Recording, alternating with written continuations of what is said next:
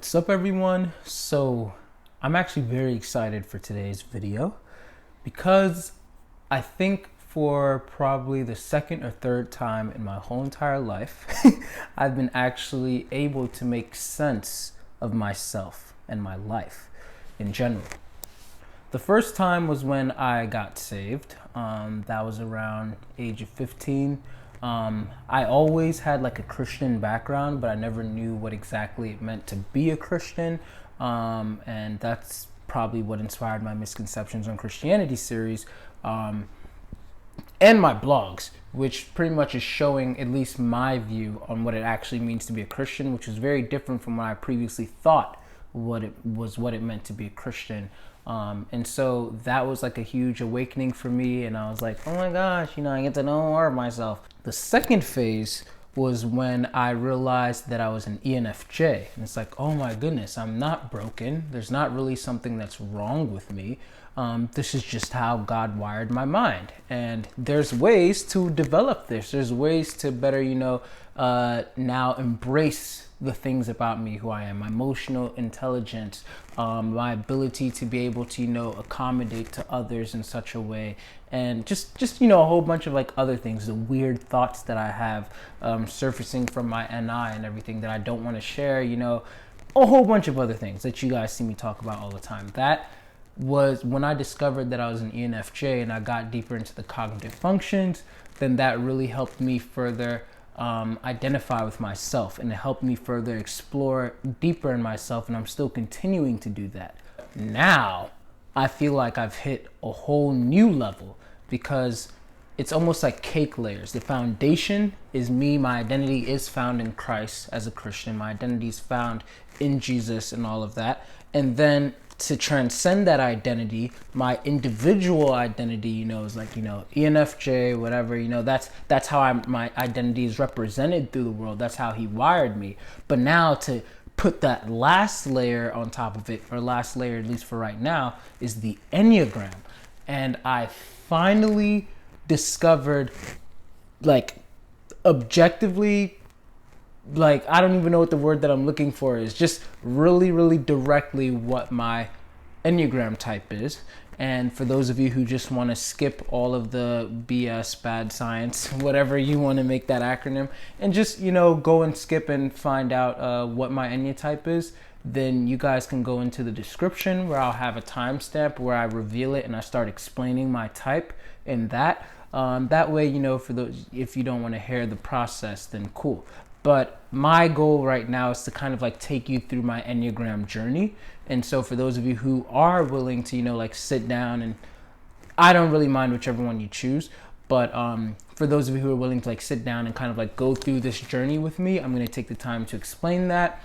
I'm going to explain what I originally thought I was, and then what happened from there. And I'm even going to include some sound bites from a profiling session that I had, as well as some screenshots from another profiling session that I had. I had two different profiling sessions, one in Twitter DM and then another one completely totally different, two people.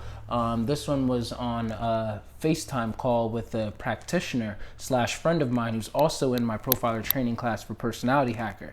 And man, they both presented two halves that just completed my search for myself, or the road back to me. So this is going to be what the video is. So hopefully by now you already know what the Enneagram is. You've already watched my video on briefly but not so briefly introducing the Enneagram.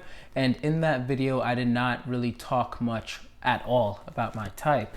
At least I spoke about all of the types, like, just as an introductory form, but this video is going to be all about me, as in like me exploring this journey to discover my type. And I think that once I reveal what my type is and I explain my process and everything, those of you who have seen my videos, seen the past ones, you'll see the consistency with, wow, this actually makes total sense. Like me, I'm talking to Jamila about it. I've been talking to a couple of other friends about it, and they're just like, whoa, like this makes more sense than any of the other types. And you guys probably already have an idea of what the type may be just from me saying that. But in reality, I originally thought that I was a 2-wing 3. Now it's funny because I'm always talking about how, FE users always think that they're 2s, but there's a difference between FE and 2. And that is true, but it's just funny because turns out a lot of people, I thought that I was a 2, but I thought that I was a social ambition 2, as what Beatrice Chestnut calls it, which is pretty much the social 2.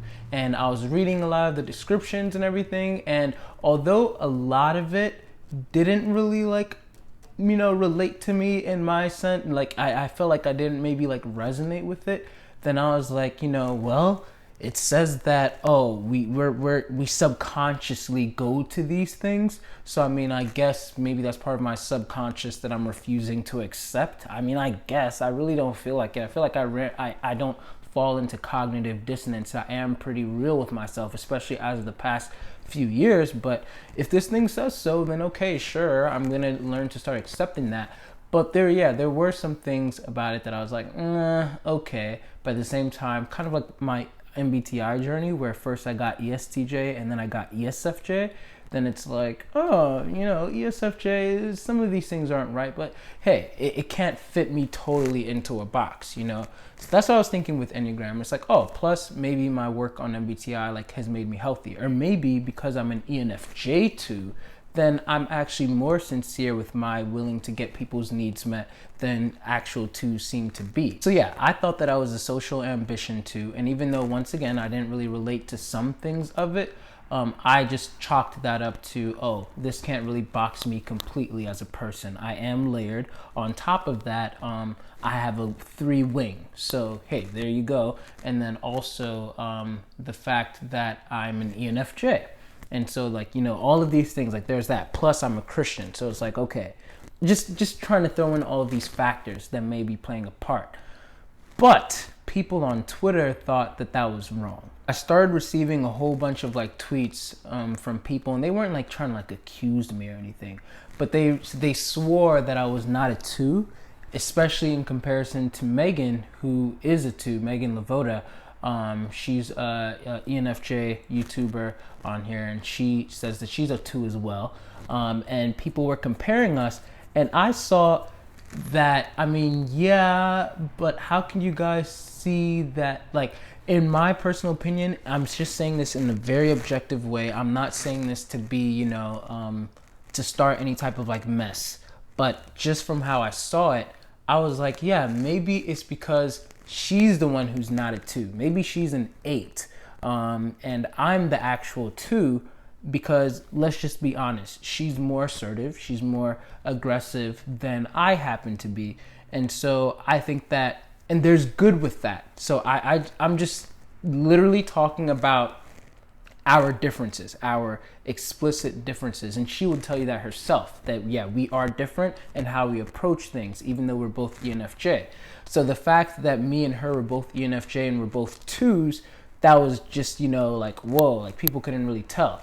And even if you watch our ENFJ interaction video, you can see traces of this, where we do, have an agreement, and then where we don't. So yeah, it was hard for people to see that we were both ENFJ and both 2, because they're like, something is different here. And I was confused, because I'm like, so you guys think that I'm the one who's a 3? Maybe she's an 8 or a 3. She posts videos every day. And once again, I'm not trying to be messy with saying this. I'm just trying to present data in comparison. So please don't misconstrue my words over here or my intentions, please.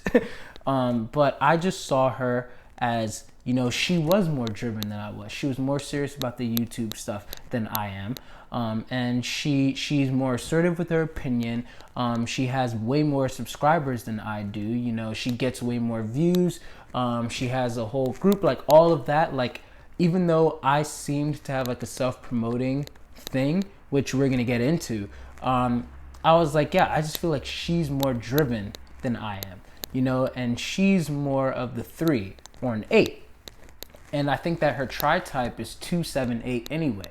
So I was like, yeah, there's just something different there. So yeah, people swore that I was the 3, and then I looked into the 3 because I have Beatrice Chestnut's book, the Paths to Growth, 27 Paths. I don't remember the title, to be honest. Bad SI, whatever. But I have Beatrice Chestnut's book, and I've been reading through it, you know, and I've been really trying to like understand all the types, especially the ones that I think that I am. That's where I realized or thought that I was the social 2, the social ambition 2, and I thought that was me, and that Megan, like, she's a sexual 2 and everything.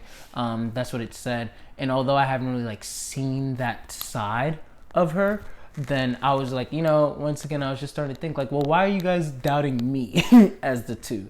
I'm looking at the 3, and I'm genuinely trying to like see like, am I facing some type of like cognitive dissonance here, where I just really don't want to be a 3, that's why, but I really actually am a 3.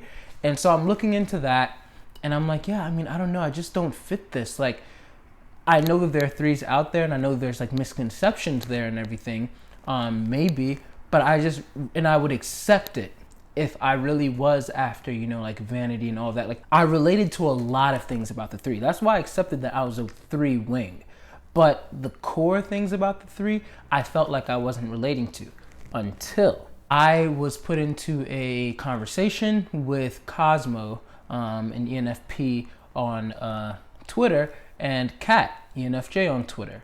They both are Enneagram, what's the word? Not sensation.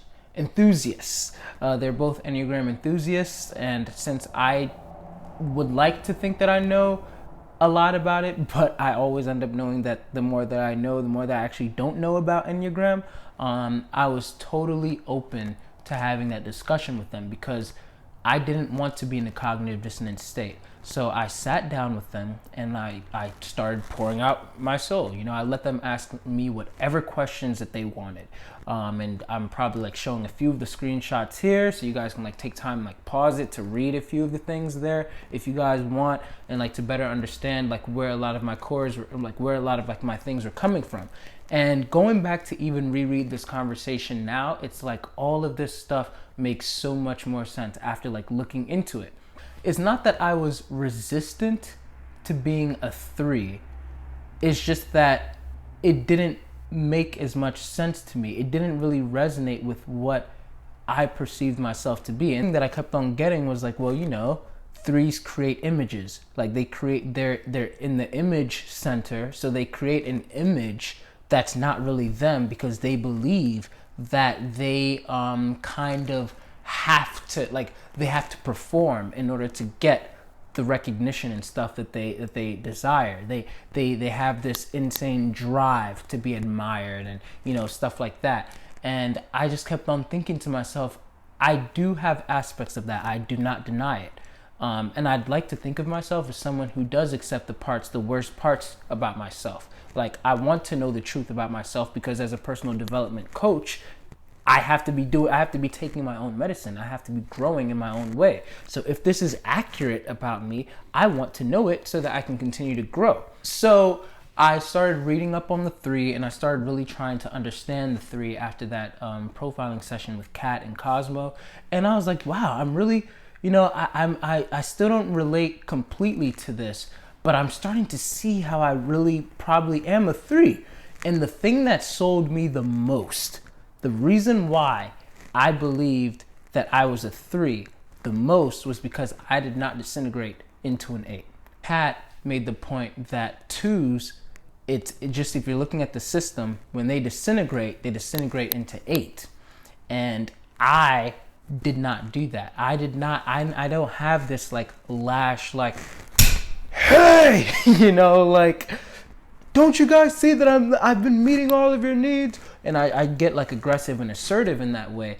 Instead, I'm just more like, dang, well, you know, that kind of sucks that people don't really like appreciate what I'm doing for them, but it happens, you know, that's life. You know, I just kind of like accept it like that, you know?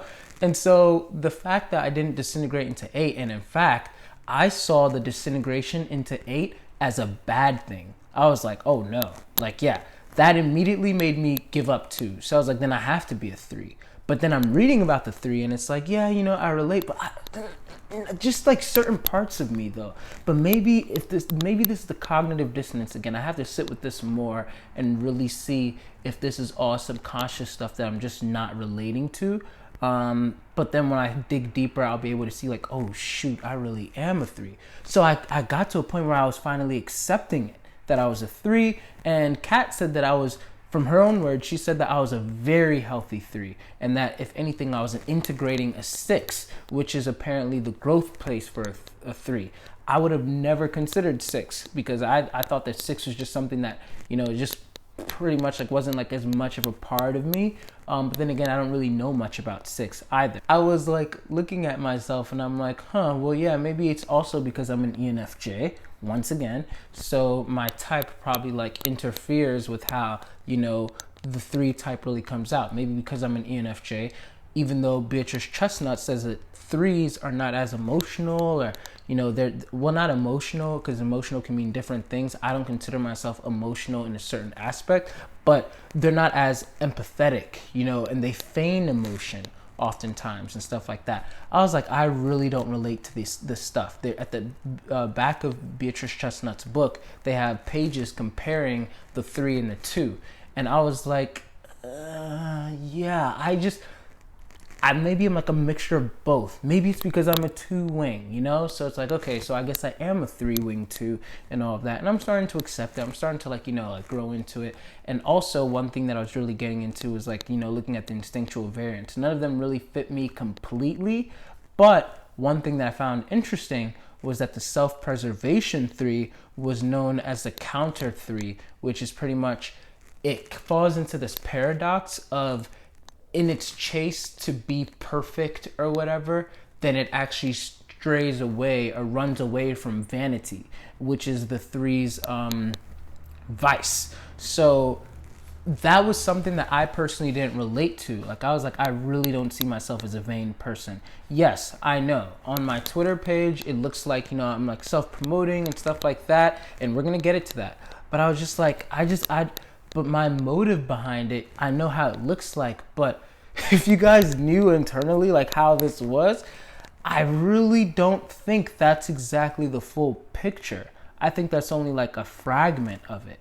But then again, maybe they are seeing the full picture and I'm the one who's just not seeing things properly. So this all came down to the fact that I was only looking at the potential of being a 2 or a 3. I was like, I have to be one of these 2. And because I don't disintegrate into 8, then that automatically disqualifies 2. And because I'm a 3, then apparently I disintegrate into 9, which I had no idea. I never looked into 9. I never thought about it or anything. But Kat was telling me how like, oh, when you disintegrate into 9, then you're licking your wounds and stuff like that. I'm like, okay, yeah. Actually, I could see that, And she was talking about like passive aggressiveness, and I was like, I have been called passive aggressive quite a few times before. I just started, to like try to like relate to the 3 and all of that. And then just to finally top it all off, I was getting ready to come out of the closet, if you will. I was getting ready to make this video. And I was like, yeah, I want to announce to everyone, I'm sorry, I gave you all wrong information. I'm actually a 3. And I was ready to like come out with all of my reasoning to explain it. And I was like, I just have to get more reasoning. I have to be able to find ways to explain why the differences between what you may read about 3 versus me personally as a 3. So I started listening to a whole bunch of podcasts, and I started listening to people who believe that they're 3. I started watching videos and all of that, and I just really started to soak in everything that I possibly could about 3s. For example, I believe that Bishop T.D. Jakes, I believe that he's an ENFJ 3, and his interview with Stephen Furtick had me like, whoa, Also, Oprah is apparently an ENFJ 3 as well. So I'm looking at all this, and I'm okay.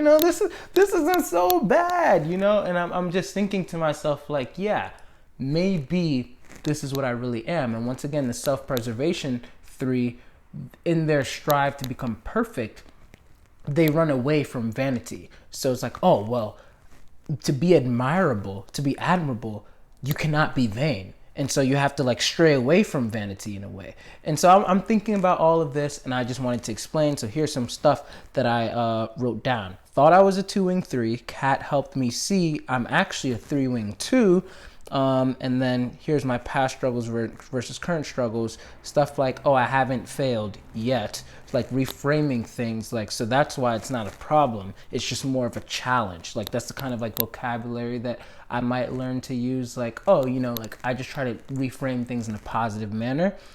So using failure as a process or some way of good perception.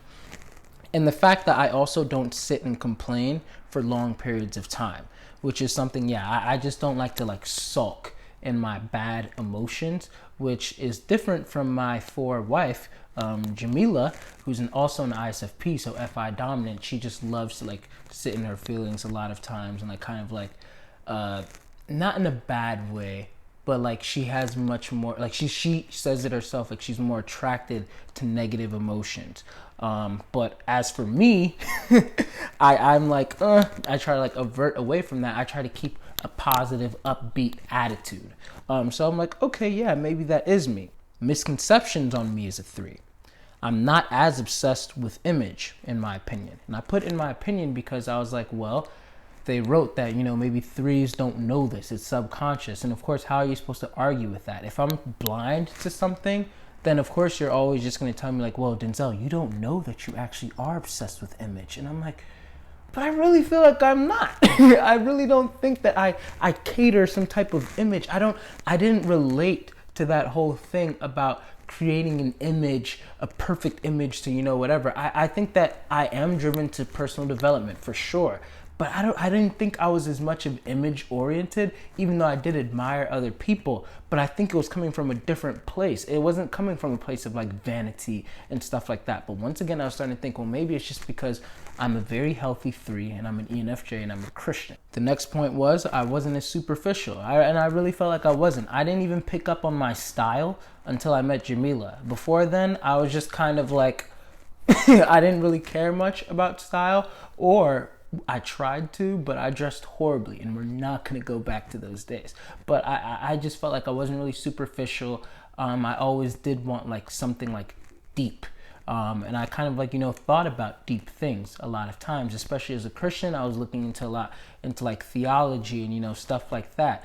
And I was just very interested in those kinds of stuff. But I wasn't vain. And once again, I was starting to think like, oh, maybe it's because, I'm a self-preservation 3. Once again, I would have never pegged myself as a self-preservation. I thought for sure I was a social or a sexual, whatever I was. But self-preservation just didn't seem like, to me. But I was like, okay, well, if that's the case, then sure. And lastly, apparently I'm a 6 fix. I still really didn't know what that meant, but yeah, I was just like, okay, well, Kat says that's what I am, so that's what I am. That was that phase. But finally, like I said, I had to gather reasoning for my being a 3. I had to gather my reasoning to make this Enneagram journey thing. Like me coming out of the closet and telling all of you guys that I'm a 3, I needed to get more than just what Kat and Cosmo were telling me. I had to understand it also for myself and root out the parts that I relate to, and the parts that I don't relate to, I had to understand why I don't relate to them and then come over to you guys to explain it. Like, oh, this is why I don't really relate to this part. Oh, yeah, growing up, I don't think I ever felt like I had to perform for other people or anything. I'm not really as driven as I may look. I mean, I am driven for sure, but not as much as I think that the 3s that I read about are. But I don't know, maybe I am. I guess I think so, but I feel like, especially growing up, that just wasn't the case. And my parents wish that I was more like that. I also don't feel like I am just all that I portray. And so these are just all things that I wanted to present to you guys. But I was like, yeah, I just need to find more. I need to find more. And that's when finally, sorry, it took me like 25 minutes to get to this point. But finally, I had a profiling session with my ENTP friend, Rachel. And I was excited for this profiling session because she had no idea that I had been considering the fact that I was a 3 or anything. So I'm thinking that she's going to profile me. She had no idea also that I had already been profiled by Kat. So we sat down and me and her talked, and I just pretty much acted as if I don't know anything about Enneagram, pretty much. And that wasn't also that hard because even though I've been looking into it and everything, I feel like the types are just so nuanced. Like, even though there's only 9 types, they're really not just 9 types, because each type has their own subtype, and then the instinctual variants, and it's just a whole bunch of like other things. So I was just like, yeah, I don't know. I feel like, I don't really know anything. So as Rachel was profiling me, I thought that she was comparing 2 and 3 the whole time. And I was just, answering as honestly as I possibly could, because I wanted the accurate answer. I wanted to know what I really was. And if she told me that I was a 3, or if she told me that I was a 2, I wanted to know, okay, if I'm a 2, how does my 8 come out? Because I feel like I don't really have much 8 at all or anything. And then if I'm a 3, then where is my vanity? Like, why am I not as driven by my image and stuff like that, even though it looks this way? The whole profiling session was about 2 hours long. Once again, just keep in mind that I assumed that she was looking at 2 and 3, and I wasn't aware. Like, I thought that those are the only options. So I'm answering as honestly as I possibly could. And once again, the profiling session took over 2 hours. We're digging deep and everything. But finally, she actually surprised me at the end when she revealed what type that she thought that I was. And I guess that's what you guys will listen to now. I'm going to throw in tidbits over here. And she's kindly asked me not to include certain parts of the profiling session. So you guys will get the important parts. But because of her company and because of her business, and because she doesn't want to give away like all of her profiling, strategies and everything, then you guys won't be able to get like as much as, maybe you'd think. But hopefully what you're about to see right now suffices.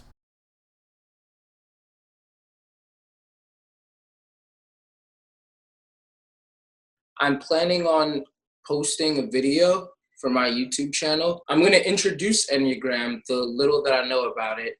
And I can't introduce it without introducing what type I am. So I'm going to talk about like how I'm getting profiled by you and everything, and what insights I received from this profiling session, and why I'm the type that I am. From there, I'll be able to further like grow myself, so that I'll be able to also help other people grow. Um, and then I'll also be able to like understand where to parse the Myers-Briggs from the Enneagram as well. Because it's like, man, I'm really not sure what Enneagram type I am anymore.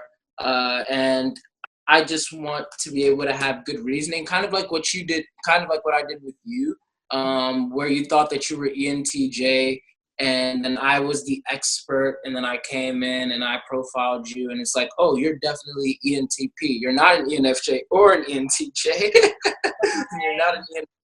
Yeah, now it's kind of like, now I'm coming to you with the same thing. Like, maybe I am a 2, but maybe I'm also this type, or maybe I'm that type. I don't know. And it's kind of like how you were saying, maybe I'm an ENFJ, maybe I'm an ENTJ. I just want to know for sure. And then you explain to me like why I am what I am, so I can be like, okay, now I can actually rest in this. So yeah, I have like my notes that I'm gonna write down here and be like, okay. And you can ask me literally anything. I trust you, and I know like you're not like judgmental or whatever. So no. exactly. So yeah, I don't mind. Okay, perfect. So I am going to read the Enneagram 2 paragraph that I crafted. Okay. And I want you to tell me percentage-wise how much of that sounds like you. And for the areas that don't, I want to have a better understanding. And then I'm going to bring in maybe another number that could be a possibility. Okay. Everything sounded just like me, except for I don't think that I'm demanding at all. I think like I definitely hate when people find me to be like manipulative or something like that. Like, that's actually extremely offensive to me, because I want to help people. And I never want people thinking that I have an angle or something. I even wrote like a poem about that one time where I was talking about just because Clark Kent has the ability to destroy the whole entire world doesn't mean that you guys have to like lock him away. He's using his powers for good as Superman. So yeah, I do have the power to manipulate people, but I'm not using it for that reason. And so it really, really offends me, like when people like are always like paranoid of me. And it doesn't happen like too often, but it does happen like often enough, especially back in the day, where like one of my friends, like he used to look at me in that way. And I realized that I did manipulate people, I guess, but not in a manner like I didn't do it consciously, and I never did it maliciously. It was always for like good win-win situations. And so it's almost like I know how things would play out, and I just naturally would like maneuver things in that way. And then at the end, people will notice it. Like when some of my friends, they even said like they'll see that I plant seeds and stuff. But then they end up seeing that it's for the good of everyone. Like Jamila says that, and she's like, yeah, so I don't see why anybody would really be upset at you manipulating them, because I guess they all trust me as the driver. And once again, I don't really see it as manipulation, or I don't see it as bad manipulation. But I have been trying over time to like be more clear about that, and like not really have this kind of like God complex. But like I said, I like if I feel like I'm not really being appreciated in that way or something, then I never lash out at people in that manner. I only lash out if they start like being aggressive towards me. But if they just like, kind of like stop trusting me or something like that, I'll keep on trying to like win them back. But at the end of the day, like I never really like show any type of hostility toward them. Okay. So they're just in unpacking that. So you mentioned that you lash out only when someone is aggressive. And the interesting thing is if you look at the Enneagram 2, the stress point is an 8.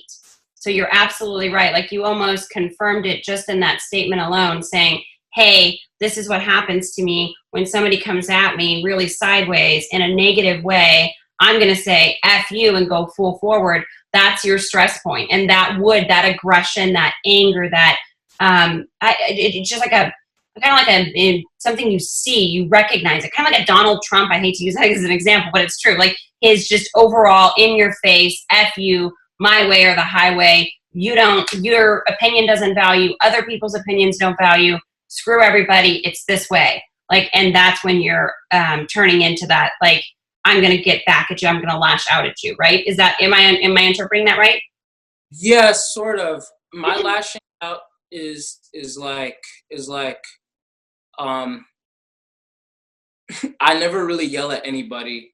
I just more so it's very TI oriented. Like I just cut them deeply. So I'll be talking like this, but like I'll say something like, Rachel, I just don't understand. Like I do all of this for you. I do this and I do that, and you're just very ungrateful. I don't understand why you're like this. Do you not see how much I do, and yada yada yada, and why do you seem so entitled in that way? So like I'll like inquisitively like ask such questions, and then I will kind of like just tell them about themselves, like this is how I'm viewing you, or this is how you're coming off. And I was trying to be like nice about it and just like take it, but now it's really annoying, and I'd really like for you to stop that. But the my way or the highway thing, I don't think I ever get like that. But Okay. I want to read another paragraph to you then. Okay. And I want you to tell me how much of this paragraph resonates with you.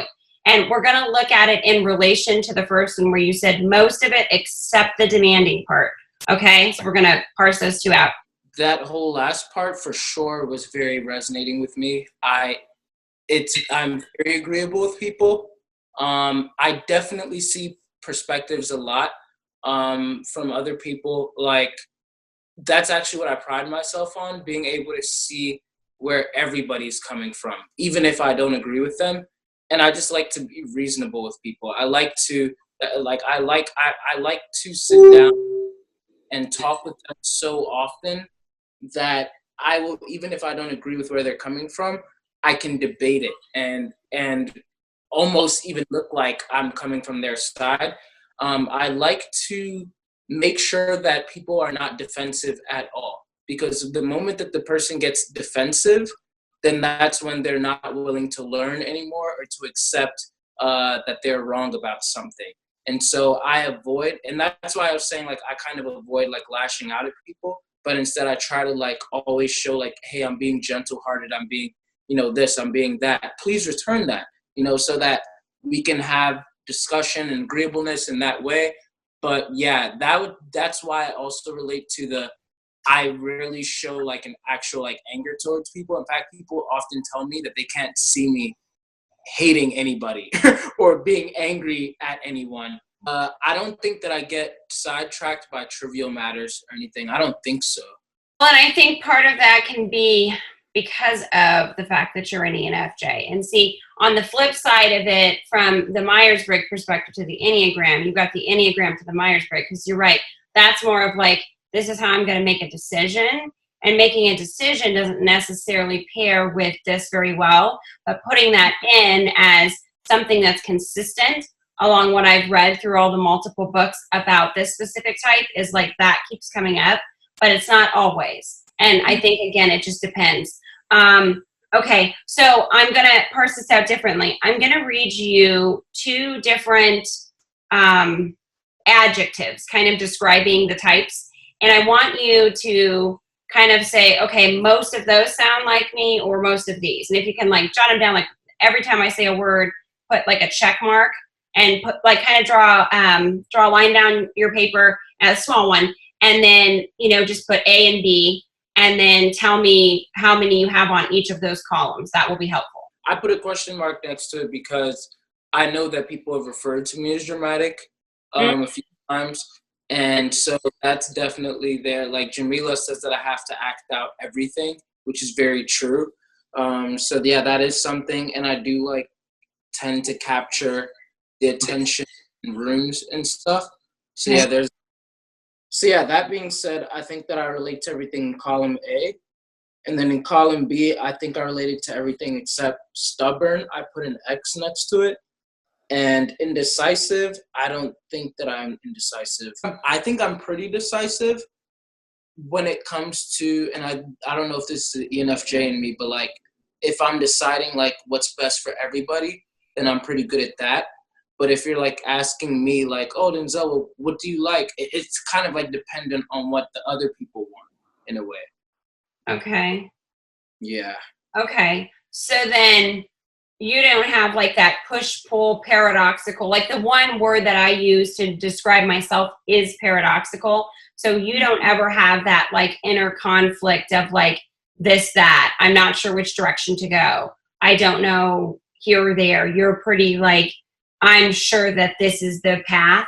This is where I want to go. Yeah. Okay. Yeah. You're a big picture thinker, right? As far as like, yeah, you're a macro thinker like me. Okay. So what I mean is unclear in the smaller details of the direction to get to the big picture outcome. Do you ever sit unclear in that? Okay. Yes. Yeah. Okay. So I was about to say, like, I actually think that I'm a very great communicator. And I actually over communicate according to some people.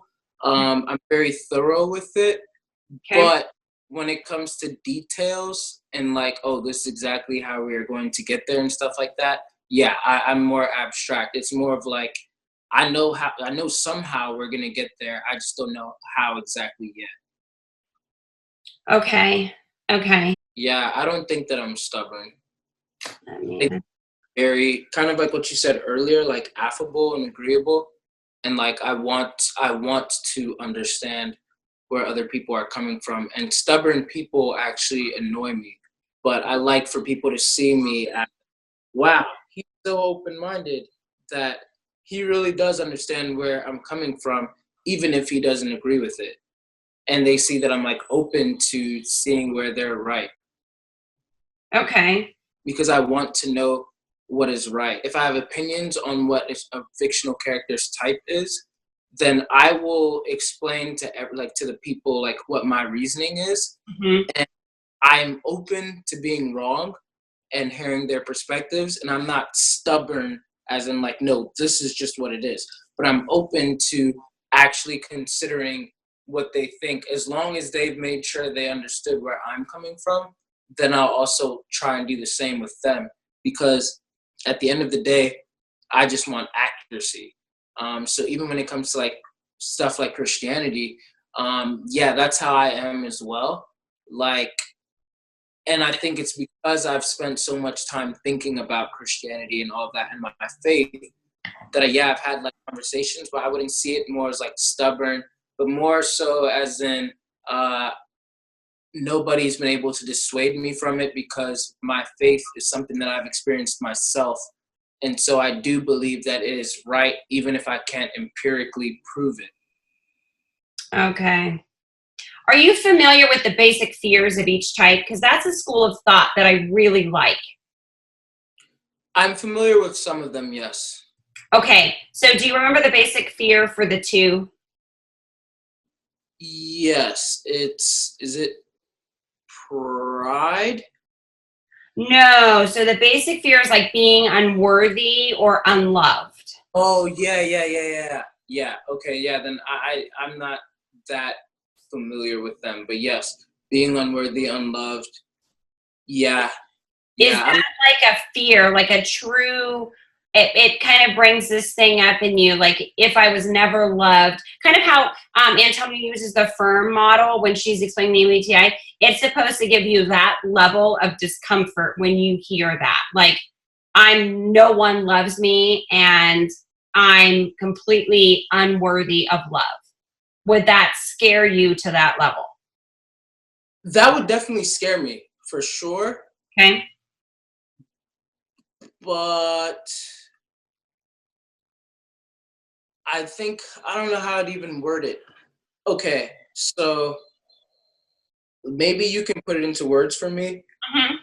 I feel like, yeah, I'm loved, but maybe I'm not like as heavily I'm not as loved as I would like to be, or as appreciated as I would like to be. So stuff such as like for my birthday, for example, this is something that kind of like hurt me, but this is like a recurring theme. I got used to people not remembering my birthday the past few years and stuff like that, or not like paying as much attention to it because finals and stuff like that. And like even with the CNN documentary, there was a lot of people that I reached out to, like, hey guys, I really need your help for this. It's important. And people either didn't respond, or they kind of like made like dumb excuses. Well, not dumb, but in my opinion, it was like, come on, really? Like, oh, I have homework. I'm so sorry. And it's like, dang, well, you couldn't do your homework earlier this week, or stuff like that. Or you can't even like come over for like a little bit and just stay up late. This is very important to me. Right. And so that I still feel like I'm loved by them, but I feel like I love them a lot more, because I would go to such extents and they don't love me enough maybe to do that. But I don't doubt that they love me. It's just not as much as I would like for them to, maybe. And so then going back to my birthday, Jamila said that she had been planning a birthday party for me for over 3 months. She had a group chat and everything. And she was very sad because when the day of my birthday came, it was supposed to have like 4 different phases for that whole day. And people only showed up for like one phase pretty much. And then after that one phase, and they were like, for this day that's been planned for over 3 months that I wasn't even aware of, Jamila said that first of all in the group chat, and many of them weren't even responding. Like for those 3 months, like many of them weren't responding. Finally, when the day came, then they started to show up, but then they only showed up for like one of the phases or one and a half of the phases. And then they were like, literally, they all just started leaving at the same time. Like one said, like a few of them said that they have homework. And I'm thinking once again, like, you guys couldn't do your homework tomorrow, or you couldn't do it yesterday. Like this is the day that we've been planning for 3 months. And okay, whatever. I didn't tell them this. I didn't want to make them feel bad.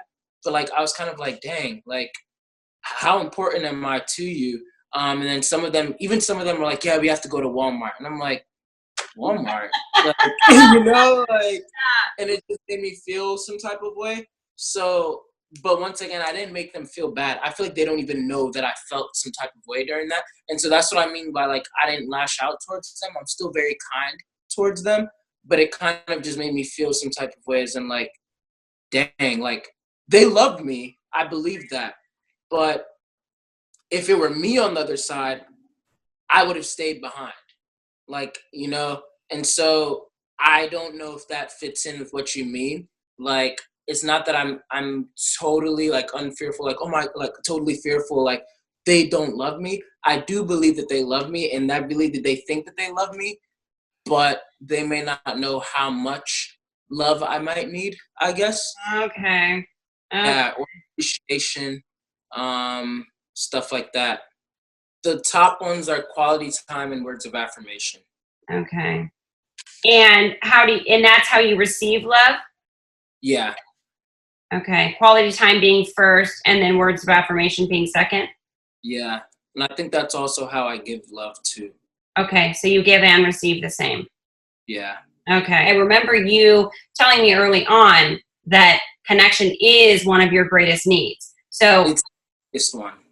Okay. So then of those two, would you say A or B resonate with you more as a fear? A or B? Uh-huh. Like from what we just marked down? No, A or B being the fear of being unworthy or loved, or the fear of the loss of connection and fragmentation. The fear of the loss of connection. Okay, that's what I thought. I think I did feel like I was wanted by my parents and stuff. Yeah, I think that they were pretty validating. I never felt unloved by them, to be totally honest. I think that they did a great job showing me they loved me. Sometimes maybe from friends, I didn't feel as appreciated once again. But yeah, I still feel like, yeah, I don't think I struggled that much, I guess, with like thinking that, oh my gosh, nobody loves me. Just once again, not love me as much as I would like for them to. Right. And I don't demand that from them either, because you can't demand love, especially a certain amount of love. What was the second one that you said? And the second one was your presence matters. And what I mean by that is like what you're thinking, what you're feeling matters. Like, in this lost childhood message is basically a breakdown in that. So like you would emote something, and for you specifically knowing your other types, it'd be like, I'm feeling this way, and you would share that, and then you would get shut down. Like, well, you need to do this instead of that. Why are you so focused on the way you're feeling and not this? So it's kind of like a dismissive behavior towards your feeling, your presence, the things that are valuable to you that other people might not put the same level of value on. And this is again as a child, not as you've grown.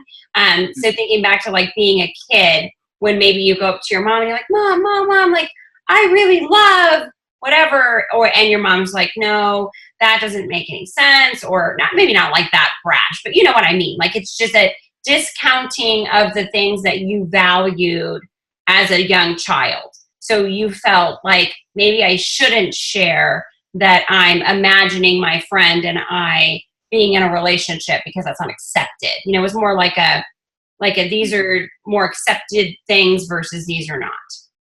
I think I relate to that, but I can't really think too heavily. Like, yeah, I don't think that I can relate to like a very overwhelming feeling of my parents making me feel like certain things like didn't matter as much. Yeah, I don't know. Okay.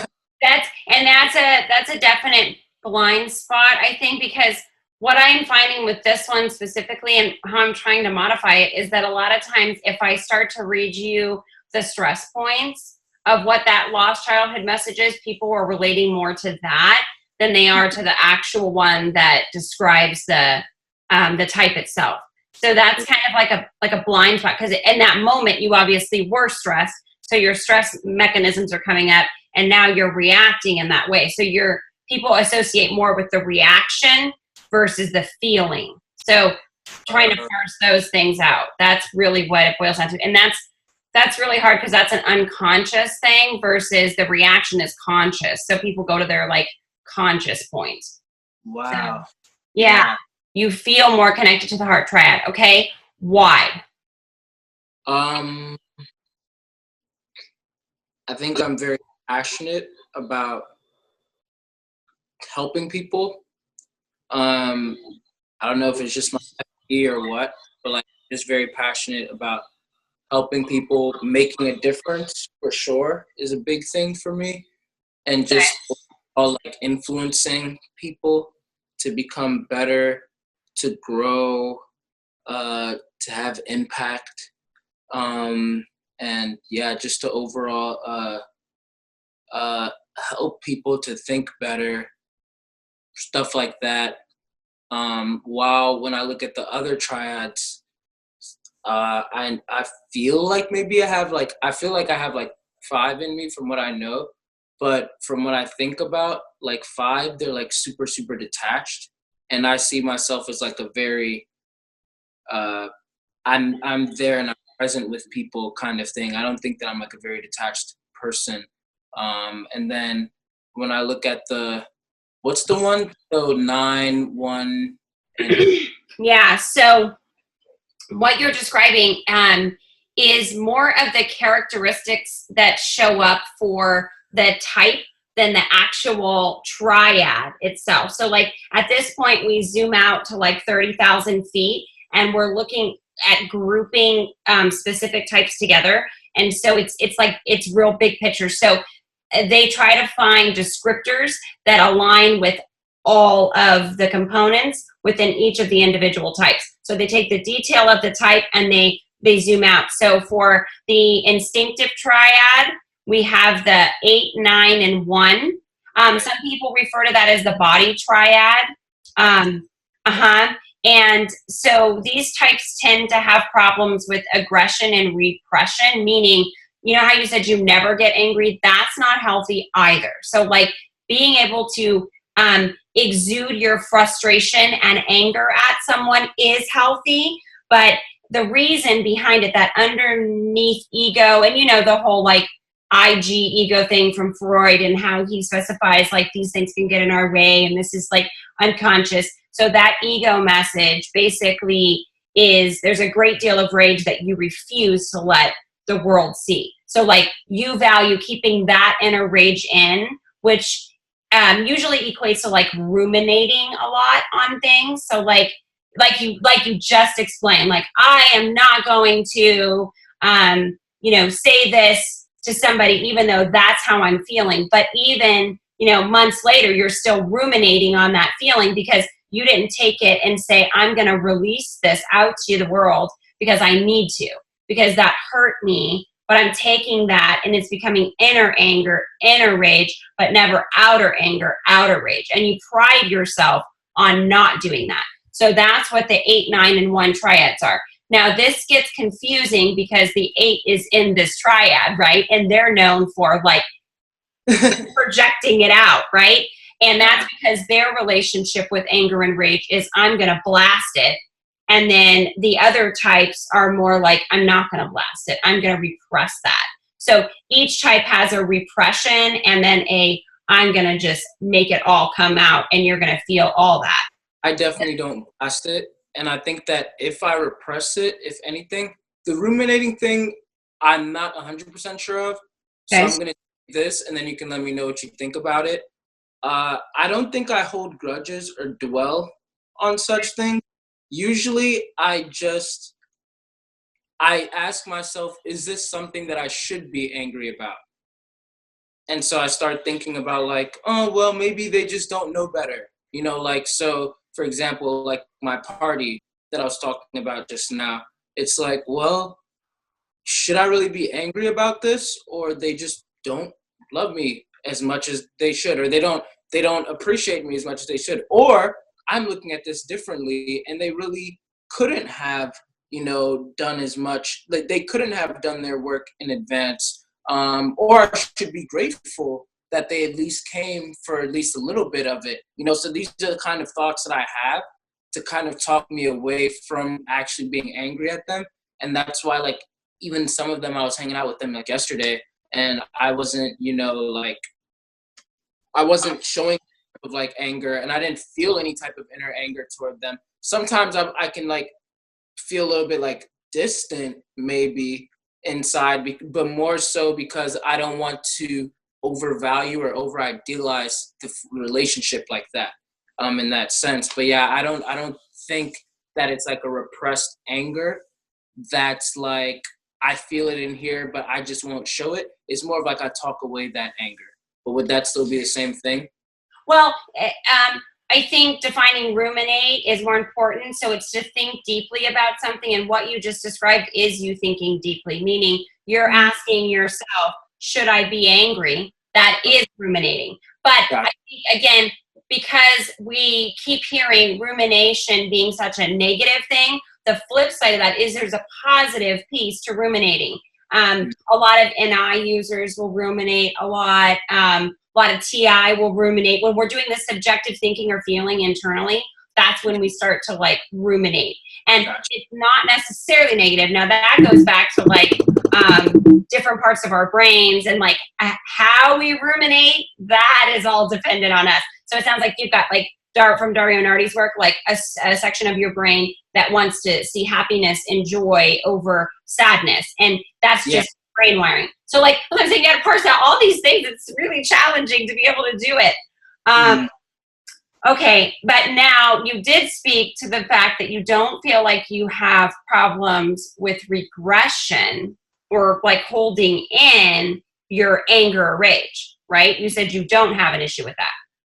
Yeah, as in there's not really an anger or rage for me to express because I've kind of like passed it over already, if that makes sense. Okay, how? How did you pass it over? By talking myself out of not having to be angry. Bingo. Okay, by ruminating, you talked yourself out. Okay, so then this would actually be applicable. So when you're describing why this might be your type, let's just say this is a key characteristic that you deciphered and realized that you don't necessarily have repressed rage. Rather, you ruminate, talk yourself through not having the anger because specific areas of your brain, which the ENFJ clearly have those areas lit up, are going to overpower the need for that inner rage. Now, other people might have different areas of their brain where the rage piece might be more, that suppression of inner rage, where it would be, it's just, I'm going to ruminate and think through this so that I can let this anger go. So you don't mull, it doesn't mull in you and like give you ulcers, basically. Like you're able to let it go.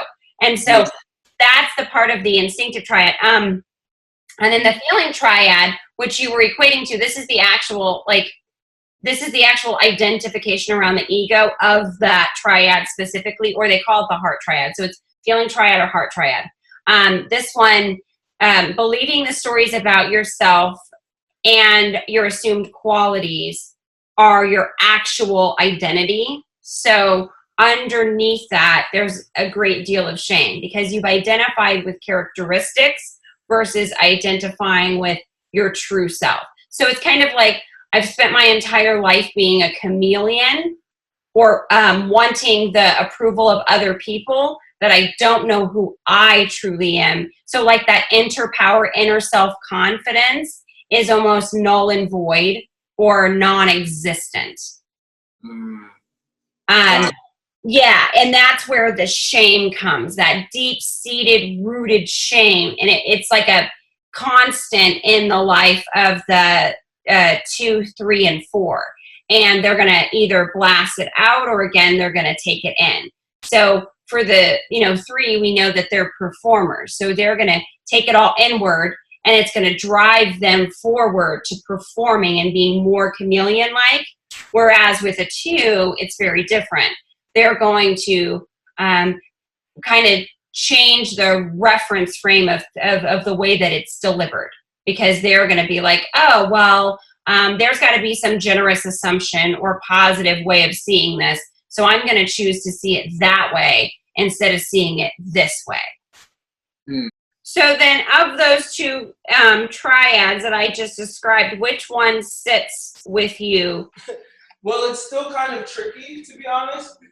So right now I'm relating to the mind one, the body one. And I don't know if it's because like I may not understand the heart one as much as I thought I did. Because when you said that I might not even think that I really dealt with shame, then I was like, oh, then how would I even know? Right. All right, so here is the conclusion of all of the things. So just so you know, the two that I was looking at was 2 and 9. And after looking at all of them, you have more 9 than you do 2. And 9 is the peacemaker. So I don't know if you've ever considered 9 as a possibility for you, or if you just defaulted to 2. But I would tell you that's where you have to spend your time. So here's the interesting piece to the 9. This is what I like about the 9 is that their security type is the 3, so performer, which you do really well. So like when you're in that space of being an ENFP, like you deliver, like you said, communication is my skill. So that's saying that you would be on the very healthy spectrum of 9 at this point versus unhealthy because you are able to perform. So like performance, that 3 component, you're showing up. Now, when you become unhealthy, you go into 6. And we all know that 6 has these break-off points, phobic, counterphobic. 6 is the most complex of them all. So you become kind of like the loyal skeptic in that moment. And so you're either performing, you're really healthy, or you're the loyal skeptic. You know, you're still going to be there, but you're like, I don't know if this is really true. What's the real issue? Let me dig deeper into this. What's really going on?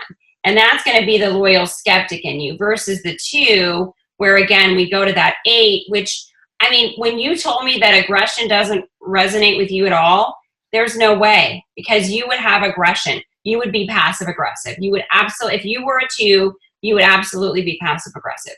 There's no doubt in my mind, especially as an ENFJ, that you would be passive aggressive. So if you're not like bursting anger at times, like just blasting it, then there's no way that an 8 would even sit within you.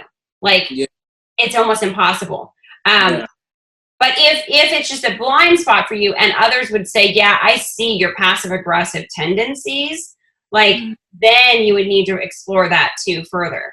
But I would say just based on what you told me, and this is why I always like, whenever I do like these and I actually charge people for them, I not only profile the person, but I profile the 3 closest people to them and giving me feedback on the person themselves, things that you're not aware of, like that you're totally missing, because this is a complete blind spot for us. Like there's no way for us to determine it independently on our own without going to others and doing the research and the understanding. It's impossible. I'm always told, like, people even sometimes like make fun of me because they say like they can't ever see me angry. Like it's hard for them to see me angry and stuff like that. They always talk about like how I handle things very gracefully and everything, and I'd like to think that that's how I do it too. So but yeah, I don't see myself as like passive. I don't see myself as like aggressive in that type of manner, and I definitely avoid it. And so I'm really glad that you brought that up, because I wanted this to be as an objective of a profiling session as possible. And the reason why I started to doubt to begin with was because I always thought that I was a social 2 from Beatrice Chestnut's book. And then people on Twitter, they kept on telling me that I'm a 3. Like, oh, I thought you were a 3. I thought you were a 3. And I'm like, Yes! Yeah, and I was like, write that down, because when you're explaining this to people, like I had to do that because I forgot all my good examples. That is so good as a pinpoint to that 9, because if everybody's perceiving you as a 3, it's because you are in your strength. You're in your security type. You're showing up perfectly. That is such a confirming, like, point that you just made. So literally jot that down, because that right there is the point. And what you're going to keep seeing, and this is what I hate, do not go by characteristics. The 9 talks about indecision, because that is a peril of most people. But most people are not ENFJ 9s, right?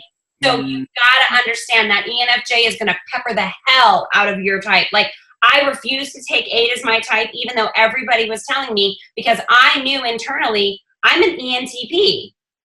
There's no way that I can be this 8, because I don't show up like any of the 8s. I respect 8s. I love the 8s. I do the things that are like the 8s, but I'm not the 8. So I was like perplexed and sitting there. And it was the moments, those aha moments like you just had about everybody saying, I thought you were a 3. Because again, that would be the 9 with the 3 wing being the security point. That's it right there. That for sure.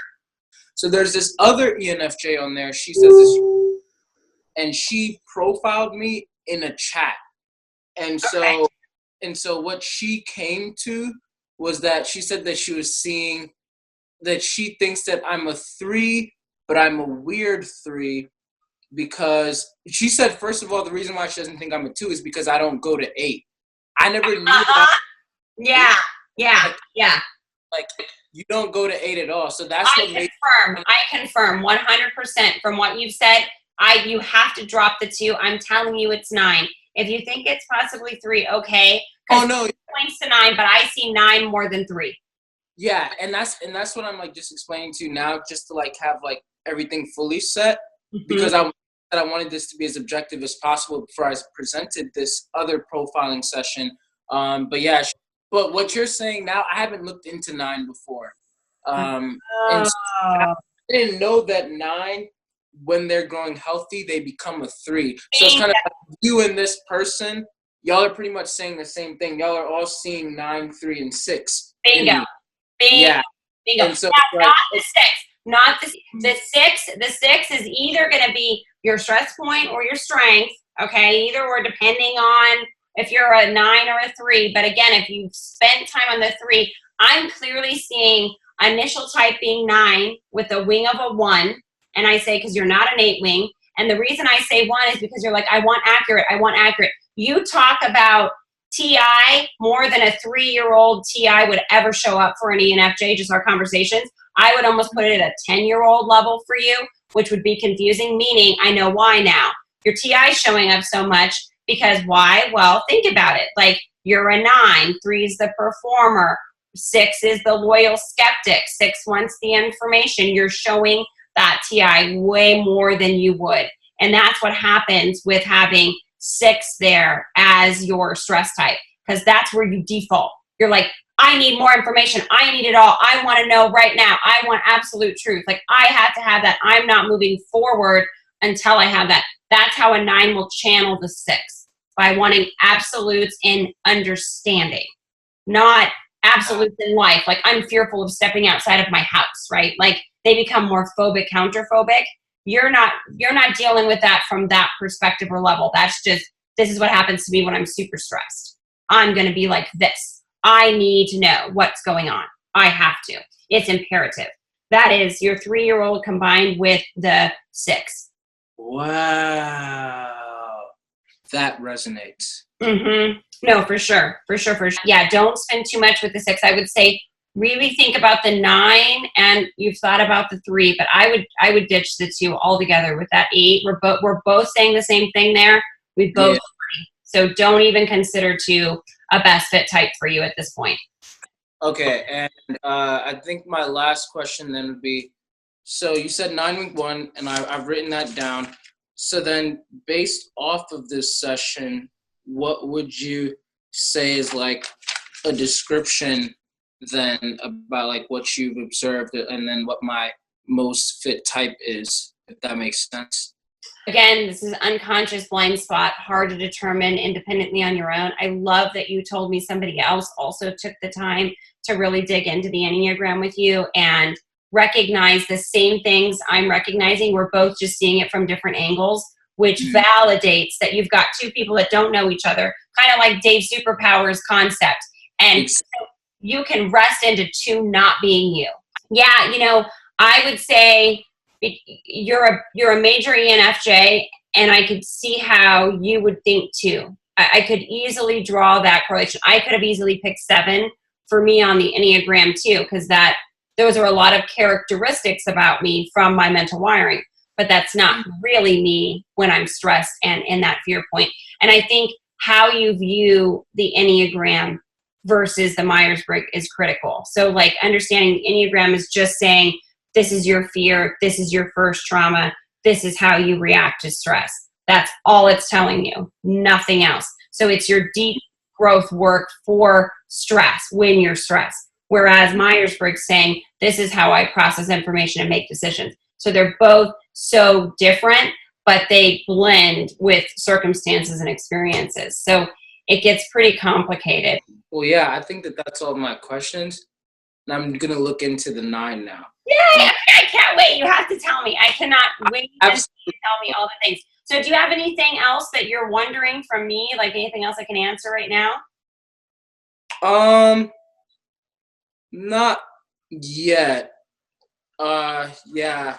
And I think like my original question, like when I had asked was like, if you saw like any like problems from what I was like, from what you were saying, you know, like anything like type of like diagnosis or like, you should probably work on this or you're doing this pretty well, but maybe that won't be as clear until I'm able to find out like which exactly like what I am. So I think that now is where I have to go do my work first and then I'll come to you and then, you know, that'll work if I'm right. Oh, yeah. I can give you a ton of different things, like specific to where you want to grow based on like what you tell me about what that means to you specifically. The only things that I wasn't sure on, I had to flay out deeper with you, but you were able to uncover it. So there was nothing that really stuck out to me as an issue for you specifically. Like I didn't see anything right away that I would say needed a ton of looking into. I think you're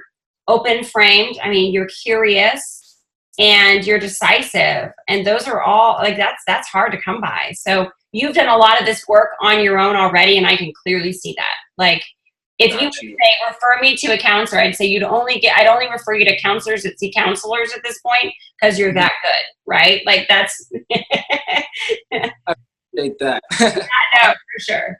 Okay, cool. Thank you.